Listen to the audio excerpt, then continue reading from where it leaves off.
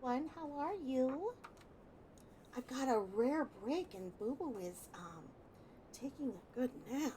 And so I thought that while he is taking a good nap, I could get in a recording here and read some of the discovery without him trying to um, walk all over the keyboard, grab my hand, try to force me to come with him to go to bed.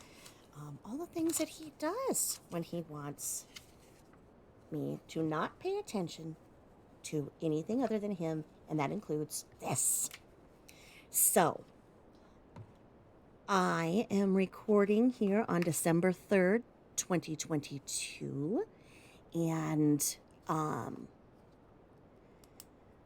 as far as we are still looking at the top news out there, um, there are still no leads, no suspects, no arrests in the Idaho slaying of the 4 college students, which is extremely sad. And as that occurred November 13th, and we're going on almost 3 weeks, the question on everybody's mind is this going to be a cold case? Is this going to become one of the unknowns? Is this going to become a John Bonet? Is this, what do we have here? Xana Kernodle's mom was on court TV, and she spoke with Ashley Banfield. It was a very brief discussion. As soon as Xana's mom kind of started babbling and saying that the roommates that were there that say they didn't hear anything should be talking more, because how did you not hear? Now, when she started doing that, Ashley Banfield just cut the mic and it was done. She completely men-said her. Those of you who are in the know, you know. You know, I got men-said. So anyway, that was that. And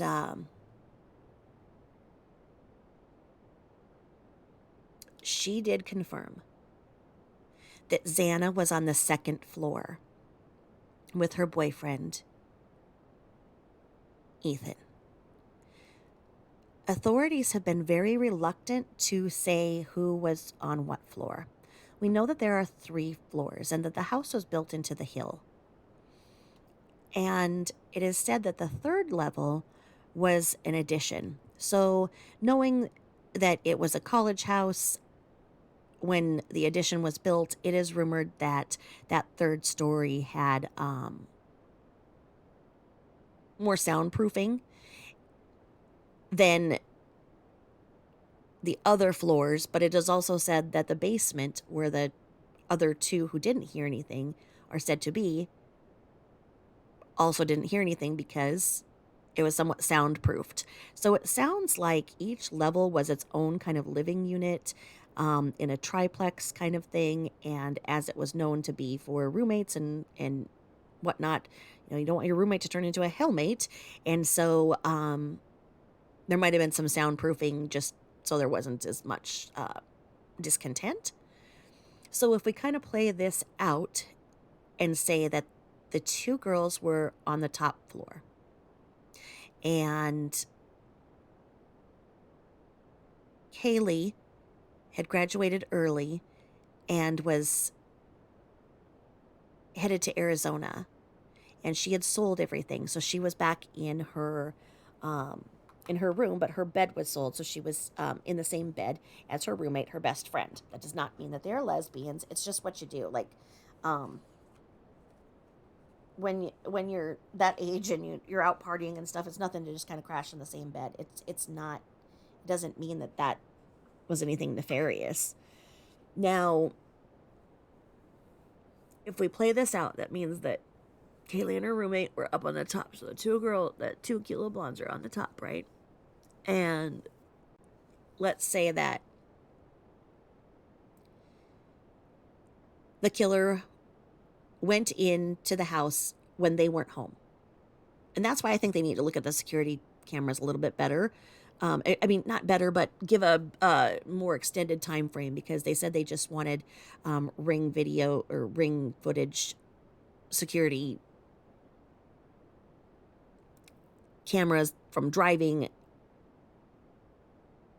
dash cam, et cetera, from the hours of 3 a.m. to 6, where I think it needs to go back, because you don't know if this perpetrator, male or female, um, parked a little ways down, walked up, and then came in a window on the third floor. The way that it sounds, like if it's built into a hill, that doesn't sound like what we're thinking of a third floor, like you'd see somebody go with a big ladder or whatnot. It seems like if it was built into the hill, there would be an area where it wouldn't be too much of a challenge to get into a third floor window, or even second floor. Let's say second floor, even second or third floor. So let's say that the target was on the third floor. Let's say that. Let's just play that out. And let's say that, okay, so he lays in wait, and he is targeted to 2 girls on the top floor. Well, let's say that he's in and out, does the heinous act, murders the 2 girls, and on the second floor, so right below, Xana and Ethan hear something. Like they're going, okay, they might have brought home somebody for the night, but whoa, that's a little much up there. What's going on? And so let's say that they open up their unlocked bedroom, or their locked bedroom door, because Xana had a lock on her bedroom, we know. So let's say that Xana and Ethan were going to go out to the hall and be like, what the W, what the W, WTF. Okay. Obviously COVID brain is, attacking. So let's say that, Xana unlocks her bedroom with Ethan, and they go to the door and they're like, what the fuck is going on here, right? And they peek out, they make eye contact with the perpetrator or perpetrators, and then they were at the wrong place at the wrong time. The perpetrator goes for her, doesn't realize that Ethan is behind her. And the 2 of them put up one hell of a fight. As it was said, Xana had a lot of defense wounds on her, where there's some points where the knife did not cut through, where there was bruises. And they are the size of the knife marks. I know that some people are saying she was a gymnast, so that's what the bruises are, or whatever. No, it was said by the coroner to her father that she had bruises from the knife, where they did not go through. So it's saying that, she fought so hard that she avoided some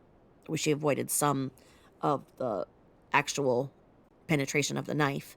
So let's say that, and let's say that, the 2 of them put up a hell of a fight, and he or she was fatigued enough after that and got out. That would be how the basement didn't hear anything.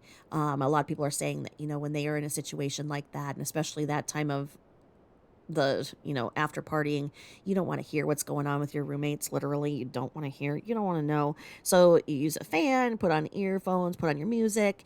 And then, yes, there are pictures of those roommates posting selfies of them, and probably from when they went out earlier in the night. And they were probably just posting them as they got home. So they're probably just like listening to music or whatever, posting the pictures to their social media. And they didn't hear a thing, because, like I say, the most violent would have been on the top floor. Then, as far as the rage and the fury would have been on the top floor, is what I mean. Because if that's where targeting was to the 2 who, may have offended, rejected, in some way enraged somebody or some people. There's just nothing in the picture that shows that Xana and her boyfriend would have offended anybody. And they were at a fraternity party earlier in the night. Ethan was at a sorority party for his sister sorority, and he was with his twin brother and twin sister, or triplet. brother and I don't know how the wording goes when it's a triplet. I should know that, but I don't. So anyway, the triplets were together and they were with one of the sisters' roommates. So double dating, but not incest wise. Just so the girls were escorted because they had to be escorted to all parties per sorority rules. They have to be escorted by a frat boy. So she called up her brothers and said, "Hey, come on over. Me and my roommates are going to a party and we need to be escorted." So the triplets spent their last day together, alive together, until about 9 o'clock. And then that's when Ethan and Xana went about their plans. And I think it was stated that they went, I have it in my notes somewhere and I can't remember off the top of my head, whether or not they were at a bar or if they were at another party on campus. But anyway, like I say, so imagine that he lays in wait on the third floor, is enraged. That's where you see the violence and there's a possible rumor that I'm not going to repeat it. But it would mean that most of the rage was taken out on one of the girls. No sex assaults were committed on any of the victims. So then let's say he's just trying to run out of there after he did what he did. Xana and Ethan poke open their door to look out, what the F, and then, like I say, just wrong place, wrong time. They put up a heck of a fight, and then the killer or killers run out of there. It was probably all done in under 30 minutes max, I would say.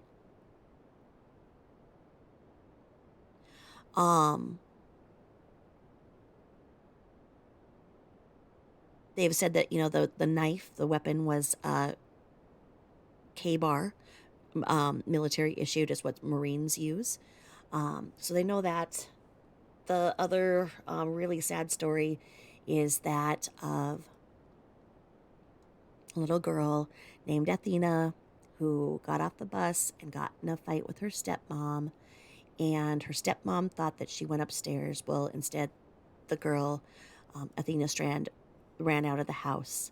It sounds like it was just a crime of opportunity. There was a FedEx driver, and he kidnapped her. And it sounds, by what they know, they found her body the next day in the woods, and they found that, everything you can imagine terrible happened to her. And they said that she was probably murdered within that first hour of her being missing. Her dad was on his way out of town for a hunting weekend, and the stepmom had other kids, and she was cooking and getting ready. And I mean, we can all look and say, who fights with a 7-year-old, and who doesn't notice that your kid storms out being 7. A lot of blame goes to the stepmom online, and I think that's really unfair. She's going to feel bad enough for the rest of her life for whatever words were exchanged, and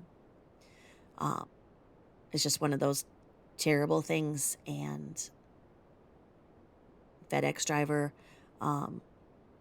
was apprehended and confessed, and so that's the story that's just making all of us grab our daughters and give them a hug and make you just never want to let go. So with that being said, did you guys all see Neek's Peak's newest video? So now, it shows Shanann giving haircuts to Bella. Because Bella had that sad haircuts,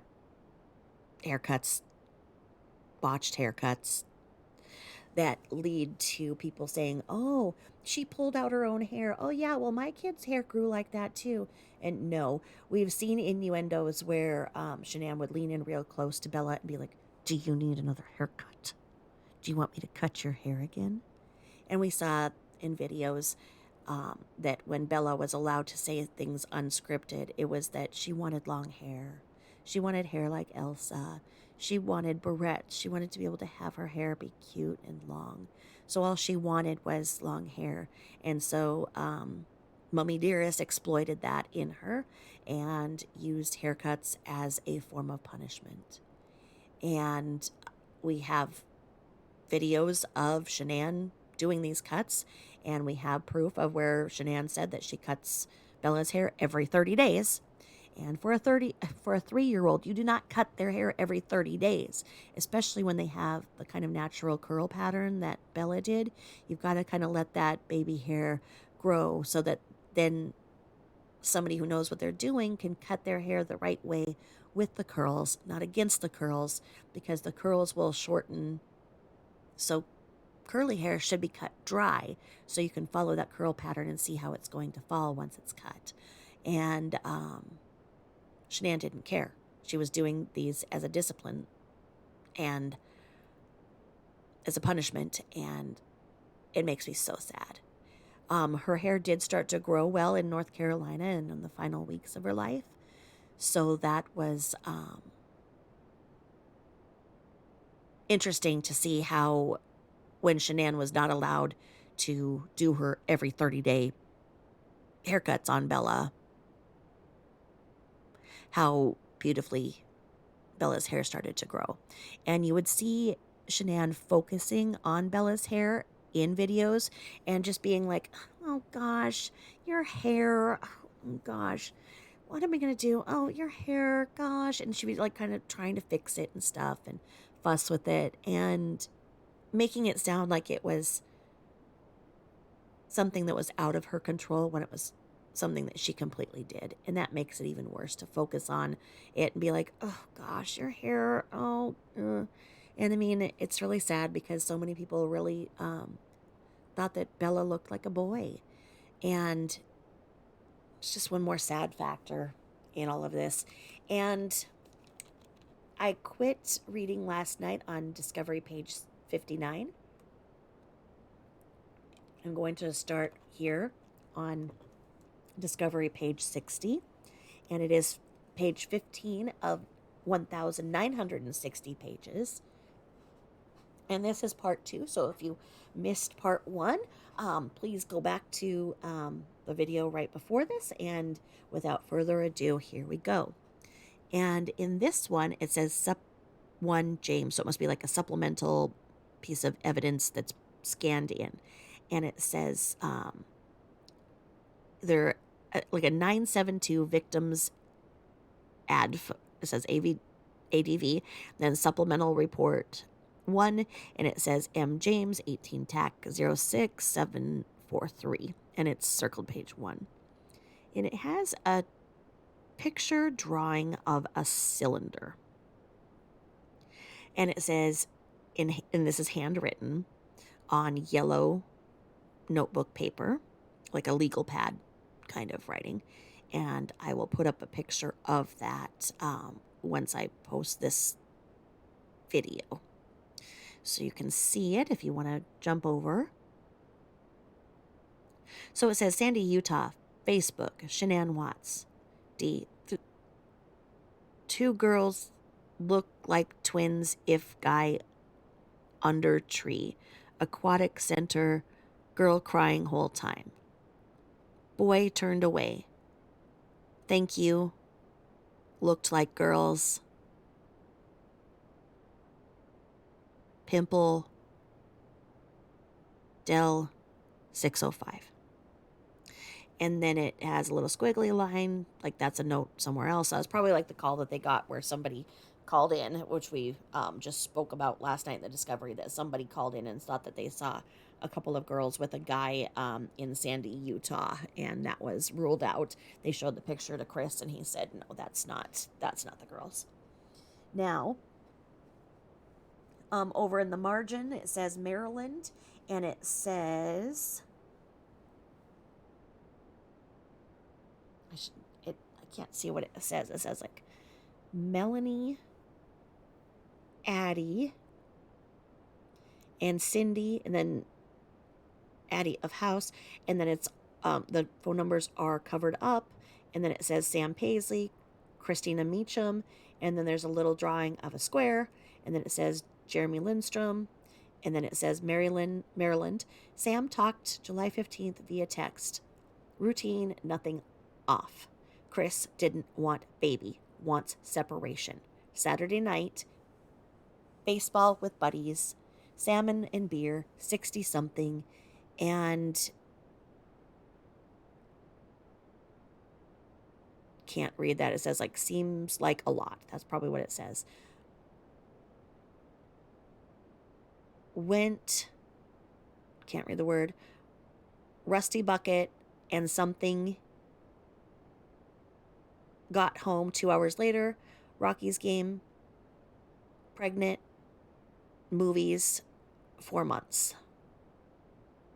That's what it looks like it says. We probably found out it says something different, but there we go. Once again. So this is another friend saying that when she talked to Shanann on July 15th, she said, Christopher didn't want the baby, wants a separation. So there's another person saying it, saying what no one wants to acknowledge was said repeatedly by so many different people, that they are separated. They are separated. This was no secret to the investigators. And I don't know who started the... Oh, that's right, her mother. So, yeah. It was no secret to the investigators that there were problems that this... And you know what? In the case of a missing wife and children, it is very relevant to say, look, they're in the middle of a separation.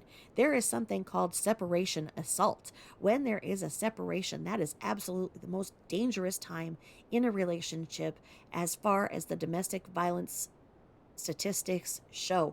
That is well known. So instead of the ruse keeping up this baloney that, oh yeah, they were the perfect couple, they had no problems, yeah, they were happy, but you know that Chris, he was acting weird. Yeah, she came out and visited us, everything was fine. Oh well, you know what, when she was gone, I bet you he did something. No, it would be very relevant and very helpful to say they were in the middle of a separation. She came back to help sell get the house ready to sell. They were in the middle of a separation. He didn't want the baby. Instead of this bull that, oh, well, he wanted this pregnancy. Remember her saying this to her friends and whatnot? Well, he wanted this pregnancy, and now he got me pregnant. He wanted this. He wanted his boy. Now his boy is here, and he's not taking care of me. And he's acting weird. Remember to certain friends she was saying that? Yeah, he didn't want this pregnancy. There's nothing that shows that they did any type of gender reveal, and I've proven that she was 11 weeks pregnant, not 15. She was lying, saying that she was 1 month ahead. Please review my videos and see how I was able to determine the truth and the facts on that.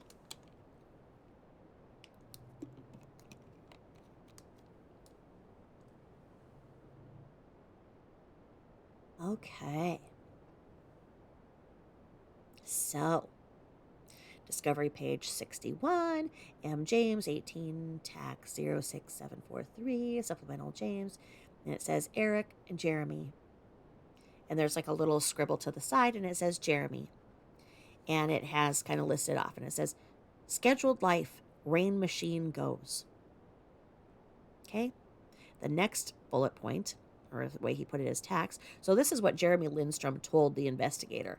Well, basically, he told the investigator that, you know, Shanann had a very scheduled life and she kept a rain machine going. Yeah, and that rain machine was kept up at the highest volume. So the girls didn't dare hear her outside and cry for her. She had them behind locked doors, and 6:30 p.m. to 6:30 a.m. was how she kept her routine and kept everything perfect and that house perfect. And then Jeremy goes on to say, kids take medicine. And then it says once every few months, Chris has house with kids. And then it says talks to mom.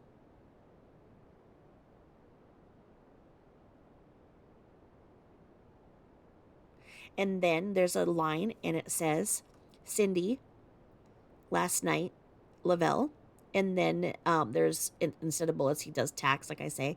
And so it says Phoenix, 7 p.m., Nikki and Shanann, from Addie, from Nikki, Thursday through Sunday, Friday, Saturday. Husband doesn't, not compatible anymore, blindsided. So to Cindy, oh, she was blindsided by this, that she didn't know that her husband didn't want her anymore. Did she tell Cindy that she wasn't making the house payments anymore and whatnot? And this 1137, she was buying all this. Anyway, try to go away for a weekend, deleted Facebook account. Proud of how her and kids, he writes, having boy 15 weeks, cancel gender reveal party, something engaged, something not right, blah, blah, blah. Him seeing someone, he got more fit recently. Rocky's game Sunday. Did not want baby. Told Addie. Routine person, helicopter mom. Positive or passive man, calm person. That must have been about Chris. At dinner, Nick, Addie, Cindy, Shanann, dinner Sunday night, Lupus so distraught about Chris, getting annoyed with her recently, known how couple, no, blah, blah, blah, May, April, no, that's what it says. Another supplemental going here with M. James, 18 Tech 06743. And this is his third written report on yellow legal paper. And it says Addie with her number redacted. So probably this investigator, M. James, is, doing his work and following up. And he is calling these numbers that were stated to be her friends. And he's just trying to put together the story to kind of understand, because something isn't right about the situation. And so he is doing his investigation. So it says Addie, and then it says Christina told her 2 months, or it says told her, but it probably has stayed her, because it says 2 months she had surgery, helped with kids, loving and caring. Okay, so I'm wondering if this Addie with the redaction there is something different, because then he has a little scribble and a couple lines and then a scribbled line. And then it says Christina. So I don't know if Addie is saying what Christina said or if this is what Christina said on her own. Because it says Christina, and it says cold to her, 2 months she had surgery, helped with kids, loving and caring.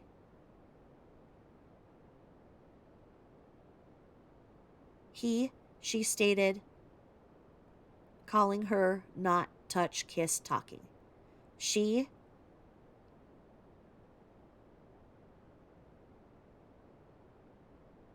something's friends, he didn't want baby.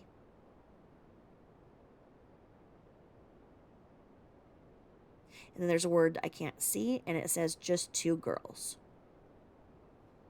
So it was probably like we know where that rhetoric was there, where it was like, oh, he was happy he with just the 2 girls.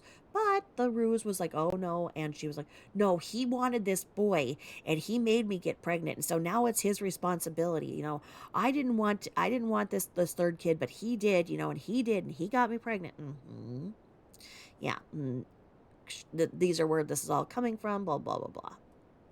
So then it says not compatible anymore. So see, you can see this whole narrative that then she put forth to all of her friends, because you see the same words being used again and again. The compatible, not compatible anymore. And he doesn't want the baby. We saw those in the texts that she wrote when he went to visit her in North Carolina and she wasn't free to go in harass the other Chris and tell him that they need to be together now. But anyway, when he was there in North Carolina, he was over on another couch ignoring her, and according to her, but they were separated, so what should he have been doing? He was there to visit the girls, not to visit her, but she tried to change it into visiting her because she knew that other man who she was actively pursuing did not want her once she became pregnant. It'll be interesting when he gives his truth on this as well. For right now, we just have the pictures and the leopard dress that never fails. So, not compatible anymore. Now, 5 weeks, couldn't do it anymore. Struggling a bit. A boy, super excited, willing to go into therapy, going to Aspen Friday. She was done if. Last spoke Friday when the Arizona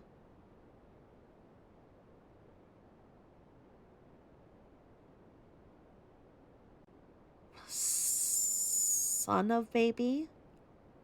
Some could say last spoke Friday when it says Arizona, and then there's a word, and it could say scan of baby, but we know that she did not have an ultrasound.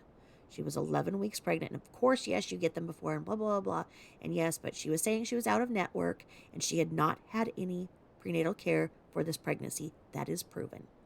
So, we don't know what it says, but it says something about baby. And then it says every day spoke with her. She was in charge, loving, caring, lovey-dovey. Tired of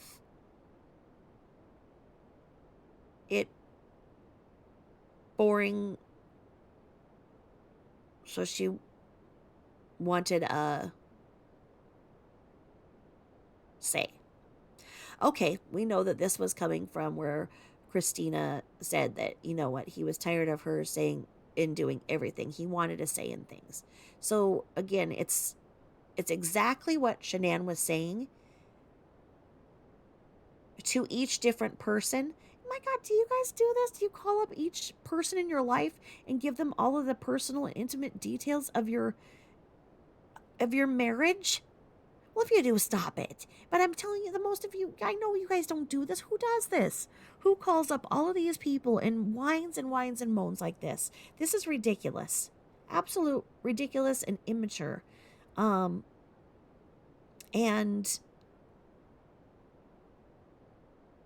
says, like my sister, just happened in North Carolina. Civil because of kids. Makes no sense. Put kids and Shanann first. Our egg with kids around him.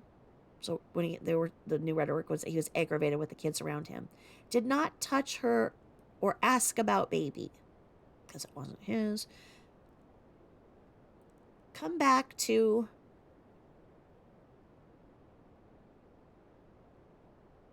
something, another, whatever. Routine, OCD on everything. Everything in order. Something what knows later. Something unless asleep. Never leaves without flip-flops. Okay. She never leaves the house without them flip-flops. So this person is saying she never leaves the house without the flip-flops. I understand. Pop them on and go. And, you know, she was very much a person who commanded you do not wear shoes in the house. I am that person too. But, and it gets a little, you know, kind of, I don't know, not frustrating, but time consuming to just have to mess with shoes. So I understand that, you know, just toss your flip-flops off. I was like kind of like a Birkenstock kind of wearing girl when I was in Washington. So I always had my Birks on, you know, you just put your Birks on, flip them off when you get home. Well, she had the flip flops, but she had the flip flops with a little heel. And it says she was protective of kids. Isn't that what you call when you lock them up? And then it says struggles sometimes financially.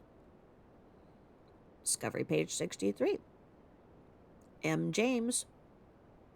No, this is still in the supplemental one with James. Page 4. And we're still going on this one column. And it looks like it's still what Christina is saying. Looks like the Addie was covered up and then it says Christina.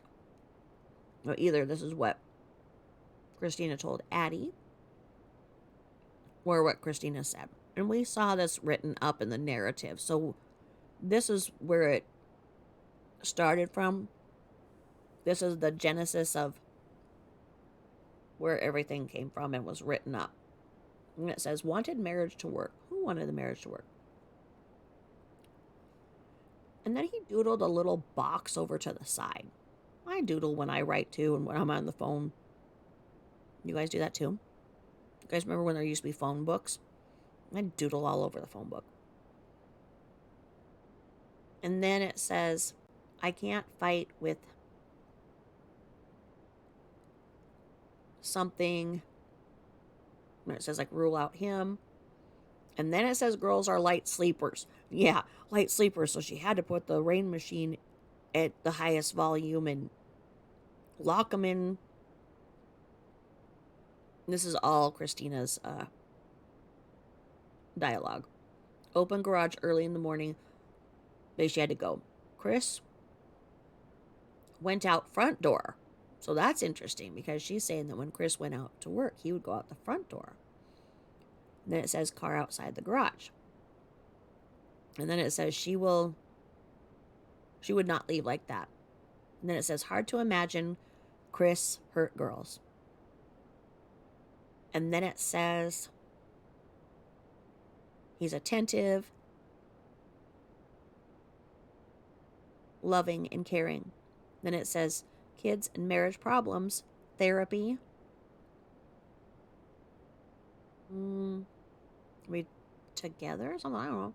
Then it says deleted Facebook page. Yes, we all know that he deleted his Facebook page. Good Lord. Everybody has to know he deleted his Facebook page because she had to be on the phone doing everything. You know, do you guys as moms have time to be on the phone with your friends like this?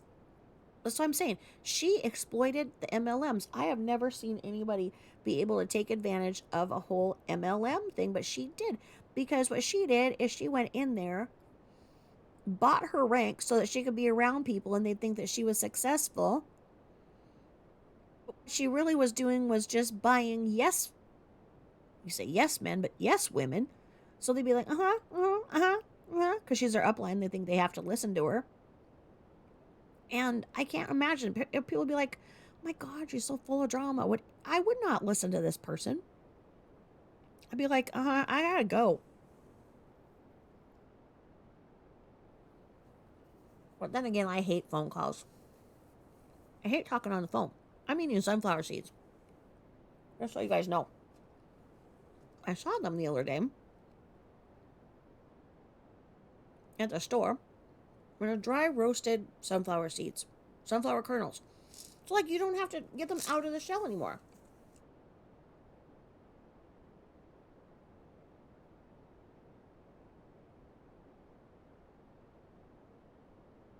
And it is so satisfying to just get a handful of sunflower seeds. And I'm so gross because whenever I have listened to a creator chew on food, I've been like, what is their problem? That's so gross. I would never do that. Here I am, chomping on food while I'm doing this. Because, I don't know. It's kind of like you just kind of want something to chew on when you're trying to figure this out.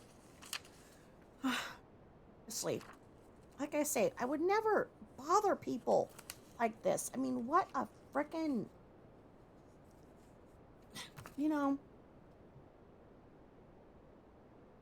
drama. It's just immature. That is not the way that a mature woman behaves in a marriage. You're breaking trust. You're acting like a teenage girl, going over and having your friends hack your boyfriend's Instagram page. It's what you do when you're 15. It's ridiculous.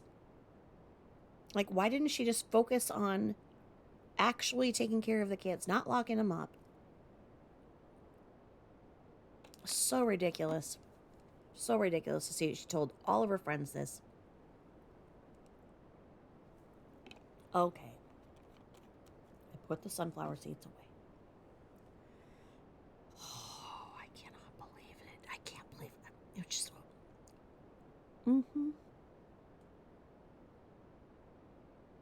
And these are all friends that she had in a relatively short period of time before the incident. So she loved this MLM scam that she was running because it gave her all of this attention. She loved it. She was putting back on her crown. She was regaining the Queen of the Dirty South mode. She was coming back to life. And she was doing it at the cost of her family, of her husband and her children. Because when she was on these getaways and she wasn't with her husband, who was she pictured with? Oh, all of these other... No. She was pictured with another man who freakishly resembles Cece. And the exact timeline matches up of when she was with the other man out of town. The estimated date of conception is perfectly lined up to it. And that's why she was lying about her due date. So these people who she was giving this whole narrative to didn't know the real Shanann. Nobody knew the real Shanann. Her parents defined who she was from a very early age. They didn't accept her as she was.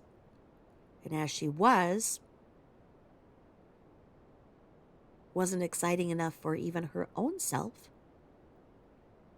because she couldn't be alone. She couldn't be without all of this attention. She couldn't be alone and do honest housework that a real stay-at-home mother has to do, like cleaning and caring for the kids. Just mind-boggling. So now we go down here. And there's another squiggly line. And it says Addie. And like it's got bullet points, but they're little tacks, little hyphens. So this must be what Addie contributed. And it says, things not going good between her and Chris. Everybody concerned he was having an affair. Nikki,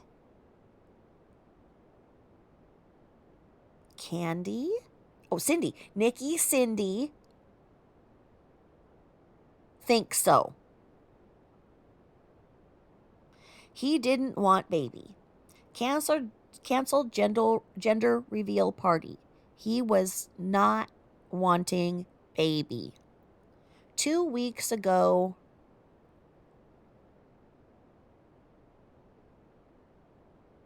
text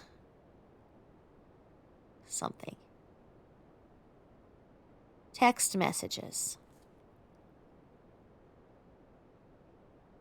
Him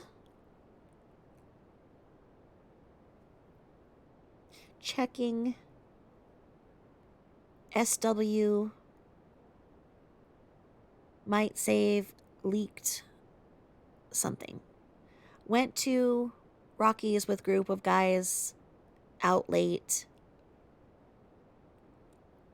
She contacted with babysitter. Went out, blah, blah, blah, blah. Has beer and salmon. dinner bill $62. He told her what he spent. So what? She contacted every single person on her downline. It was like, oh my God. Okay, Chris was out and he was supposed to be out of the game. Well, I'm out like at my MLM thing and he's been at home and he's been acting really weird and not grabbing my ass.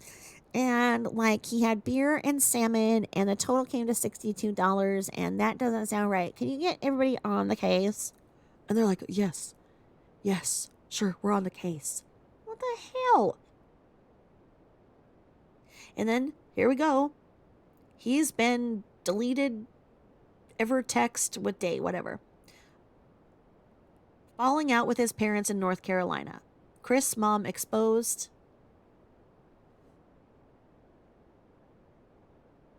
Her to tree nut allergy and falling something. Didn't come to Cece's birthday in North Carolina. Dad is Chris plus Shanann. Chris felt she caused problems with Dad. Discovery page 64, M. James, 19 TAC 06743, and he's got page 5 circled. Chris deleted his Facebook last Thursday.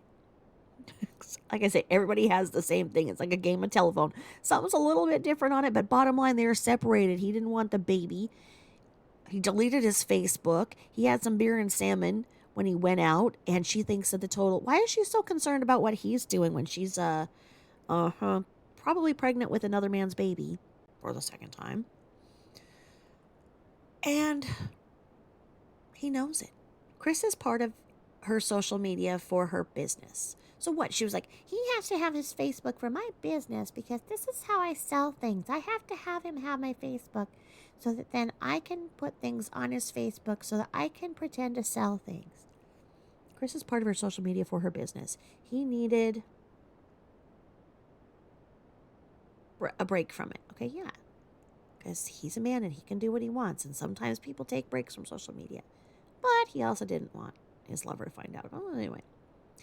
Friends with them for almost 3 years. She's part of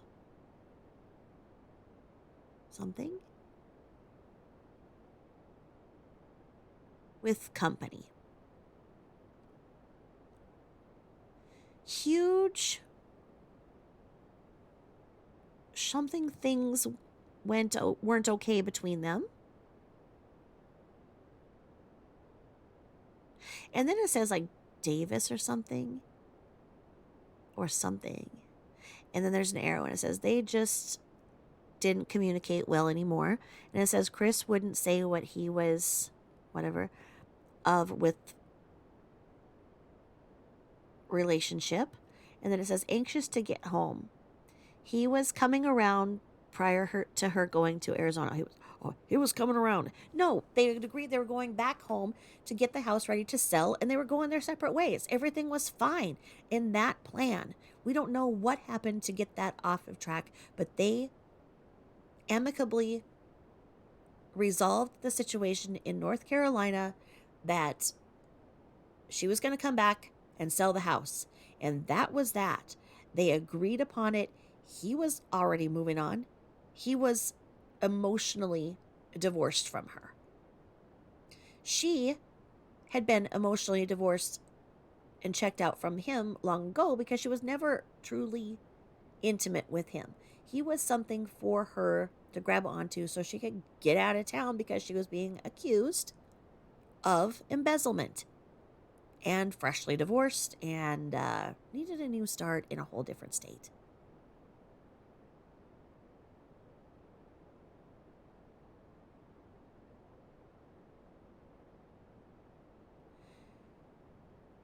She was checked out long ago.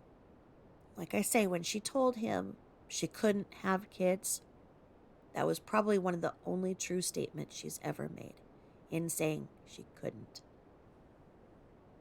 As in, didn't want kids. And then it says, looking forward to this coming weekend to get away, and then Nikki going to watch kids believe she never would have left medicine phone and car seats. Oh, yeah, she wouldn't have taken the kids anywhere without their medicine. Good Lord, she might not have been able to medicate them to sleep. And then it says the best mom she knows. Well, what the hell kind of mom do you what kind of moms do you see? What who best mom she knows? Well, what are the other moms doing to their kids? They locking them up longer?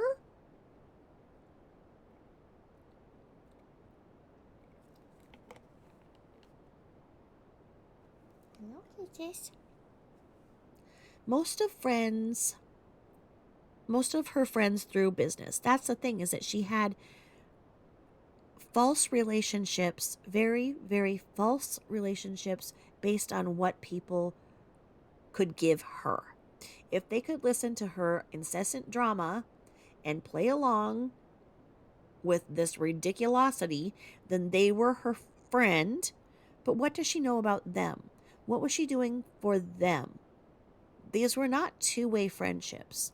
And where were her friends from before this? Well, it is said that she knew Christina for 14 years.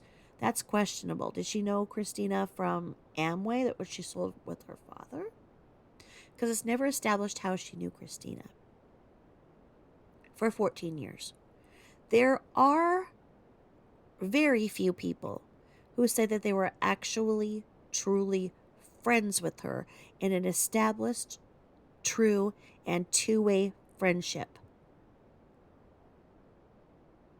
Why is that? That is because she had a problem forming relationships that required two things: listening and talking. She could talk, but she could not listen. She could not be to her friends what they were to her. It was very one-sided. As soon as they didn't want to listen to this ridiculous bullcrap, they were out of her lives. This is not a sign of a functional person. This is a sign of a person who is dysfunctional. And then it says, this is Addie saying, it says he was always a great dad. And then it says only local person confided in was Nikki. Most of her friends knew her through her business. Friend Amanda is the former director and school play dates. Nose lives in Colorado, but didn't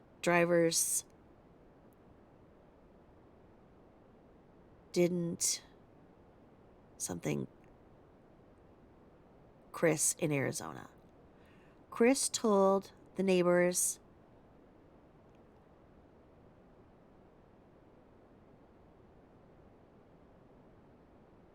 something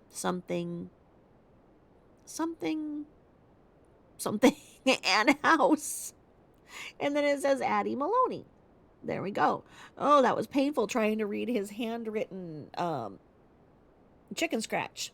Oh, and now here we are on supplemental number 2, Goodman, and it is typewritten. Thank the Lord. And it is page 21 of 1960. And it says here, supplemental report, no property, FPD. So it must be like, I don't know. And it says report number 1806743 from Officer Ed Goodman, date 8/14/2018, time 4:15, location 333 5th Street. And it says victim, witness, complainant. And it says the subject, and it says victim type, doesn't say, and then it says last name, first name, middle name. It says Bella Marie Watts. Date of birth 12/17/2013. White female. Home address 2525 Saratoga Trail, Frederick, Colorado 80516. And it's saying brown hair, brown eyes, height 3'6", weight 40 pounds.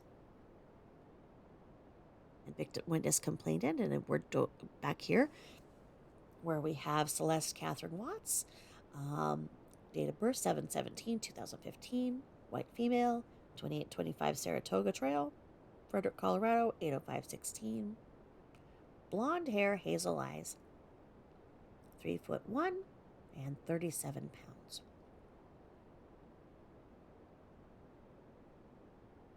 And under arrestees and suspects, it says, on Monday, August 13th, 2018, at approximately 11 o'clock p.m., I was requested to assist in the search for a mother and her 2 juvenile daughters in the Windham Hill subdivision. The mother and daughters were identified to me as S. Watts, Shanann Catherine, 1/10/1984. Then it says Friday, August 17th, 2018, page 1 of 3, discovery page 66. It says supplementary number 2 from Goodman, and it says S Watts, Bella Marie, 12/17/2013, S Watts, Celeste, CC Catherine, 7/17/2015. Okay, here we go. It was explained to me that there had been no contact with Shanann or the daughters throughout the day, and that she had not contacted any of her friends or family. It was further explained that she and her husband, Christopher, had discussed separating from each other early that morning, and that a friend of hers had called in a check well-being, CWB. Because Shanann and the 2 girls had not been heard or seen that day, and that Shanann had not taken any identification, vehicle, money, cell phone, credit cards, and children's car seats, etc. I was requested to help search through the Windham Hill subdivision homes, which are currently under construction, in case Shanann and the girls had for some reason sought refuge there. Okay, so what, they're just hiding in a construction area? Oh dear, did you look under any rocks? I helped search through numerous homes which were open and under construction, as well as construction dumpsters in the Windham Hill area, to try to locate any evidence of the 3. I did not observe anything which would indicate Shanann or her daughters were in the area. I was then requested by Sergeant Blakes to enter Shanann, Bella, and Celeste into CCIC/NCIC as missing persons, with a request to check on their well-being if contacted. At approximately 2 o'clock a.m. on Tuesday, August 14th, 2018, I contacted Christopher to gather some information that was required on the missing persons report, i.e. the girl's height, weight, hair and eye color, and any scars or marks.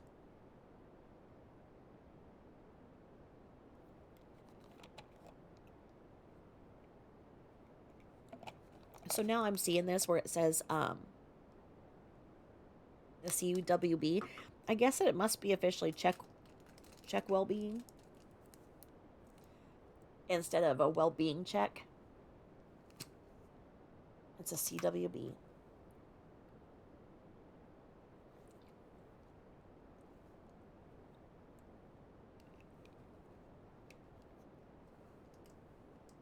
So although it sounds weird, that's what it is.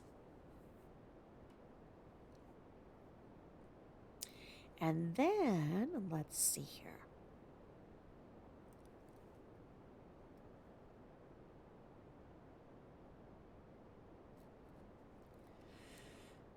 When I tried to speak with Christopher at that time, I had called the telephone number he had provided, 910-309-1702.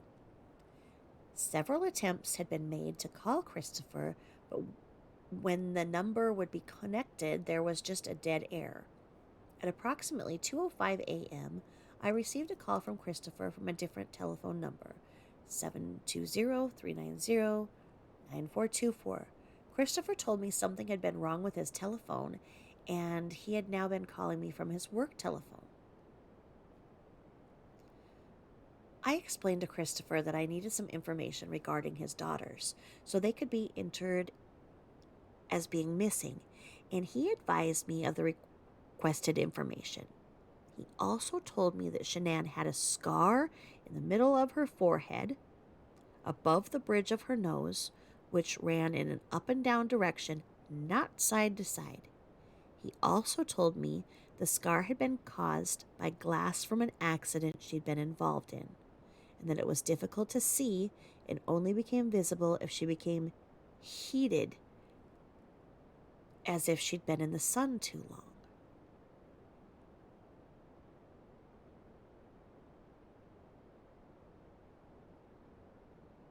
This is interesting because, the first thing is, the car accident that she'd been in that she might have passed out in, like we've talked about previously. But a windshield isn't true glass. It breaks apart like little pebbles. It's not. I mean, in the 50s and whatnot, when cars were made with glass, yeah, there was those terrible things. But a car accident would not cause a cut like that. It said here, like he said, he also told me the scar had been caused by glass from an accident she had been involved in. I wonder what that truly was from.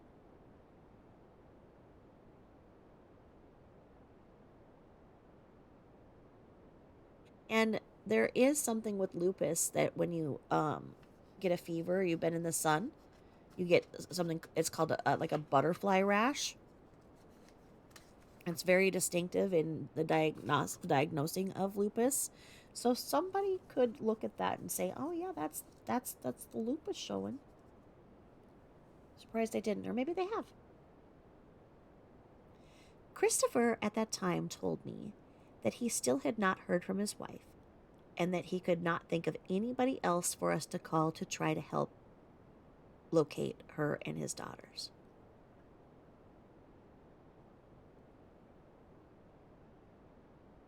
It should be mentioned that once I had made contact with Christopher, he did not ask me if I'd been calling because I had any information concerning his missing wife and daughters, or if I was calling because they'd been found. After speaking with Christopher, I provided the information to Weld County Dispatch records, and Shanann, Bella, and Celeste were entered as missing persons. Dispatch faxed over the confirmation information to me, and it is included in this report. I had also checked with Dispatch to see if they could electronically advise any hospitals in the area, making them aware of our CWB missing persons.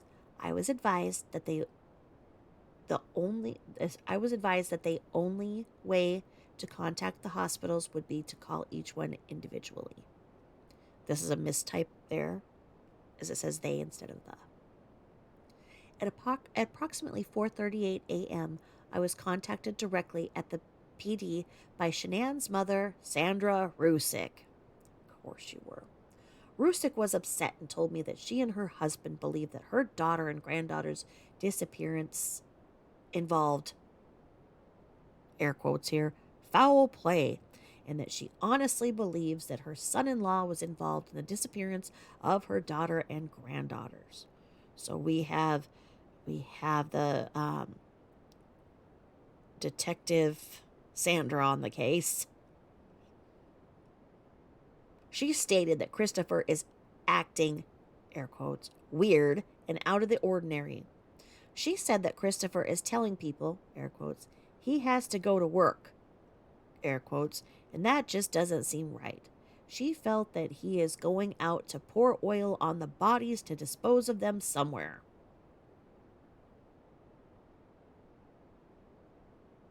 Rusick said that she felt when Shanann had come home late from her trip and had been exhausted and she and Christopher had argued, but due to Shanann's lupus, she would not have been able to put up a fight.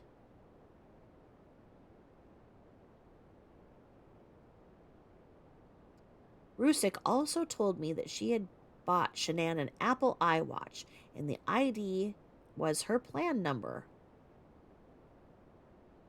She had also purchased it under her T-Mobile plan, but that Shanann had transferred it to her own AT&T account.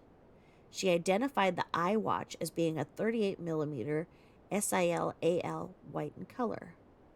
Rusek then called me back and told me that she and her husband Frank had just spoken to Christopher, and that he is not shedding a tear about his missing family. She did tell me that she told him if he was involved, he would see her become irate. Rusek finally told me that Christopher had called a neighbor and told them that he feels we are watching him about his involvement in this. I explained to Rusek that she should not threaten Christopher or say too much in regards to the direction of this investigation, as we do not know exactly what the circumstances are involving the whereabouts of Shanann and her granddaughters.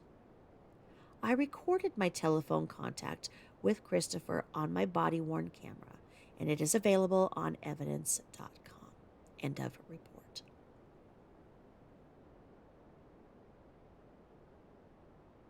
And I think that's a good place to stop. Interesting that Mama Rue bought Shanann that iWatch. Like I was saying, how did they get all of these things with the $11.37 that they would have extra per month? Per the bankruptcy documents, and that was with her working outside of the home. We know that she was not working outside of the home, and we know that she was running a very negative balance with the Thrive Lavelle that she was buying. And it seems as if she bought it to be able to track her daughter. Why was she so interested in her daughter's whereabouts and daily ongoings? That's not normal behavior for a mother. It seemed as if she felt that Shanann was somehow incapable of performing activities of daily life. She moved in there. She saw firsthand, and that speaks volumes. She saw that Shanann couldn't function adequately. That should be the focus of what did Mama Rue see in Shanann's behavior that she put a spy on her in her boss at Supercuts or whatever it was, which Nicole Atkinson is, and that she put this honing device, this Apple Watch on her. And that right away, they're calling the cops saying this, that Christopher's putting oil on the bodies. Who would think that? Who would go there? I mean, unfortunately, the girls were found, it is said, in those barrels of oil. But whose mind would go there, and why?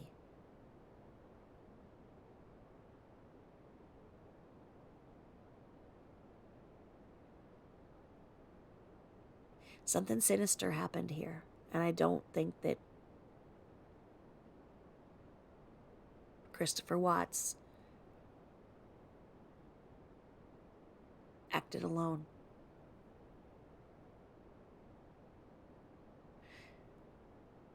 This is not normal behavior at all.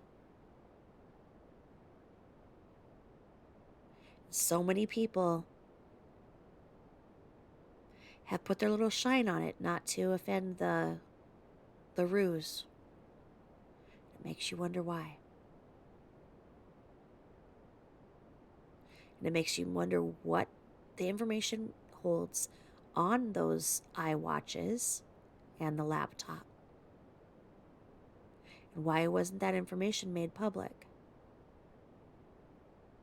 if this case would have went to court, would that information on the iWatches and the laptop and the iPod and Christopher's work computer have shown something different than the narrative and subsequent raw deal that Christopher Watts was handed? I think so. I really do. So thank you for listening. Um, I hope that, we will do some lives on all of this once, I've read everything in the discovery. So please write down your questions so that when we do live discussions on the discovery, we can really look at the questions and see if you guys heard anything in what I said that I didn't notice and that you noticed for the first time. As I said, I just want to go back to the beginning, look at everything with my own eyes, and see where everything went so wrong and how the truth and the facts are something completely different in this folk legend of what really happened there on 2825 Saratoga Trail. With that, I'll close. Thank you for listening, and I will talk to you all soon. Bye-bye.